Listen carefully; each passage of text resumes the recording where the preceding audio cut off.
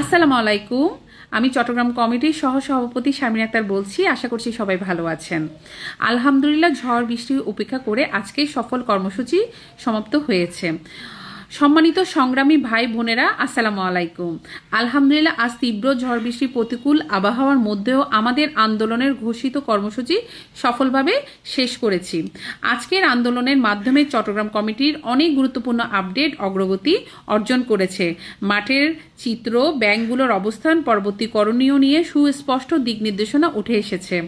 এই সকল আপডেট আজ রাতের গ্রুপের মিটিংয়ের মাধ্যমে আপনাদের সামনে বিস্তারিত উপস্থাপন করবেন আমাদের সাহসী কণ্ঠস্বর শারমিন আক্তার আপু, মানে আমি।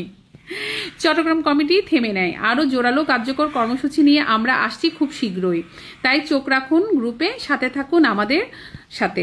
আপনাদের ঐক্য সমর্থনই আমাদের মূল শক্তি, বিজয়ের সন্নিকটে ইনশাল্লাহ।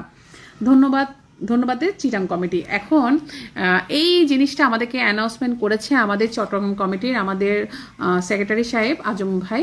তো উনি আমাকে বলেছে আপনি একটু ফেসবুকে, যেহেতু আপনার অনেকগুলো ভাই বোনেরা আমাদের এই ব্যাপারগুলো জানতে পারে আপনার ভিডিও থ্রুতে, সো আপনি একটু কষ্ট করে সবাইকে আমাদের এই ইনফরমেশনটা একটু দিয়ে দিবেন। তো অনেকে দেখা যায় আমাকে ইনবক্সে, হোয়াটসঅ্যাপে অনেক কিছু নক করেন, লাইক আপু আমার এত টাকা আটকে আছে, আপু আমার করণীয় কি, আপু আমি এটা করতে চাই, আপু আমার ব্যাংকে এটা হচ্ছে। তো সব কিছু মিলে আমি আপনাদেরকে একটা কথা বলতে চাই, আপনারা প্লিজ আমাদের যে হোয়াটসঅ্যাপে যে গ্রুপটা আছে, চট্টগ্রাম গ্রুপটা আছে, সেটাতে জয়েন করবেন।